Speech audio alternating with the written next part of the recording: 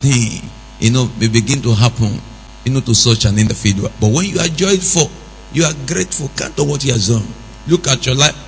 Look at your children. Look at those wonderful things he's doing all around you. Look at what he's doing for us as a church. Look at what he's doing for us as a ministry.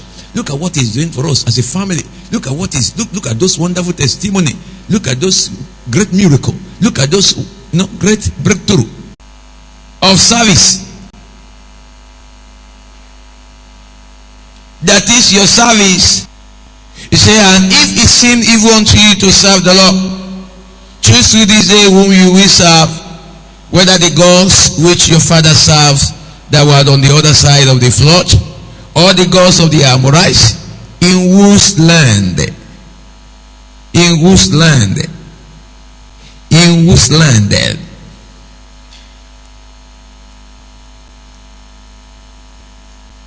he dwelt. But as for me and my house, we will serve the Lord. That was Joshua. Joshua said, choose this day who you will serve. But say, for me and my house, we will serve the Lord. Then John chapter 12, verse 26. John 12, verse 26. John chapter 12, verse 26. He said, if any man serve me, let him follow me, and where I am, there shall also my servant be. If any man serve me, him will my Father honor. That was Jesus said. Jesus said, if any man serve me, you must ready to follow me, and then I'm going to bring you to where I am. And not only that my Father will honor such an individual. In another word, our service brings gain. Our service brings profits, and that profit will come to us today in Jesus' name. Don't forget, we said we are saved to serve. We are saved to serve. You are born again to serve. That is why there is no room for idleness in the church of God, in the house of God, in the body of Christ. You are born again so that you can serve.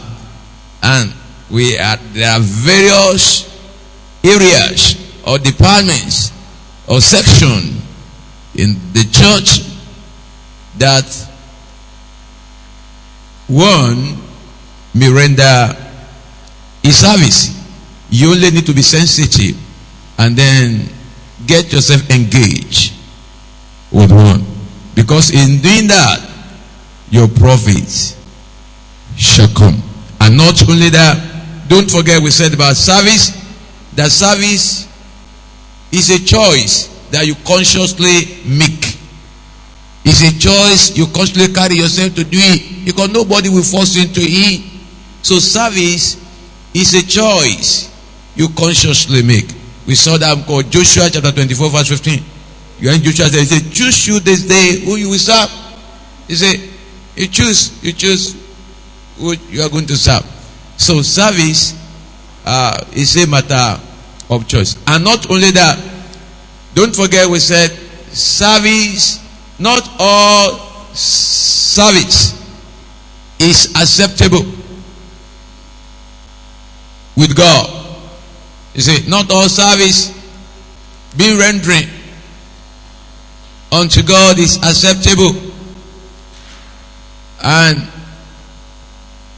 our service must be acceptable by God before it can bring a corresponding gain.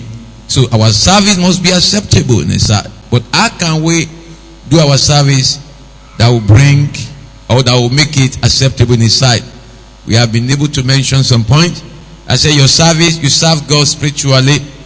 You serve God passionately. That when you are serving the Lord, you put life into it. Please let somebody help this mama sitting behind that Reverend Mrs. place. Don't just be looking. Let somebody help mama in interest in the translation. So not all service is acceptable.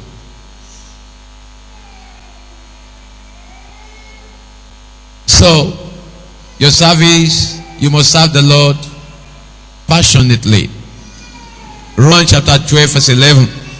He said, not slothful in business, fervent in spirits, serving the Lord. So you serve the Lord passionately. When you serve